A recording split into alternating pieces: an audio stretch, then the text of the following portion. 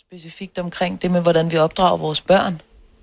Hvilken rolle de har i samfundet. Ja, jeg vil slet ikke have noget med det at gøre. Det er derfor, jeg ikke har nogen børn på den måde selv, fordi at man kan jo ikke være bekendt og tage et barn hernede på jorden, og så smide det ud med det samme, du mener, og så skal det altså føres rundt på institutioner. Men jeg har jo set de scener, jeg har jo arbejdet der sådan nogle steder, og man kan jo se, der sidder en dame der, hun har selv 2 børn, der går i en anden børnehavekræft, men så skal hun sidde og passe nogle fremmede unger.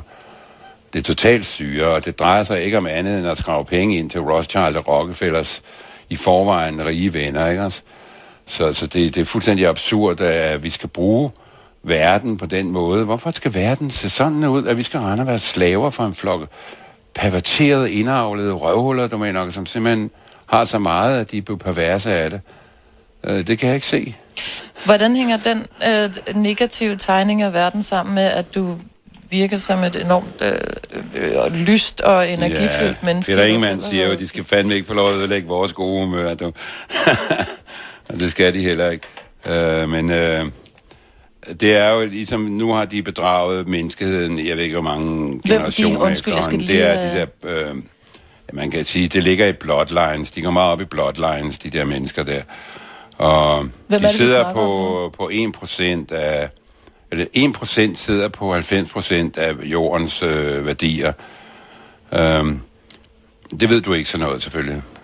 Jo. Der er ikke nogen, der har fortalt dig noget som helst. Du følger heller ikke med i noget som helst andet end BT og Ekstrabladet. Det er en voldsom beskyldning, man skal Jeg spørger dig meget. Jeg spørger dig jo. Nej, det er bare fordi, du siger de, så skal jeg bare lige have konkretiseret, hvem vi taler om. Man kalder den nye verdensorden, og Bilderbergs, eller de har mange navne, de der banditter. De sidder i Verdensbanken, og de står bag ved 9/11, og alle de andre ting. Det hele den der terrorisme, det er noget, de har fundet på at lave. Lortet også, det er totalt råden. Men det er klart, det er ikke noget, man får vide i Danmarks Radio. Det er jo Reuters bureau, der sidder og styrer det garanteret. Så... Hvordan... det er nogle dystopiske analyser? Nej, det er bare, hvad skal vi sige, nogle mennesker søger sandheden, ikke også? Og de bliver så udsat for det der, de hopper ned i den der brønd og tager den røde pille, ikke også? Og så får de lov at se på hele lortet, du mener. Er det dig, eller? Totalt plumrødent, hele afdelingen. Det er en scam, som simpelthen er fuldstændig absurd, simpelthen. Er det dig, der er nede i brønden? Ja, jeg hopper ned i den og tager den røde pille for at se, hvad der sker. Men altså, man skal have lykkepiller med, hvis man er cool.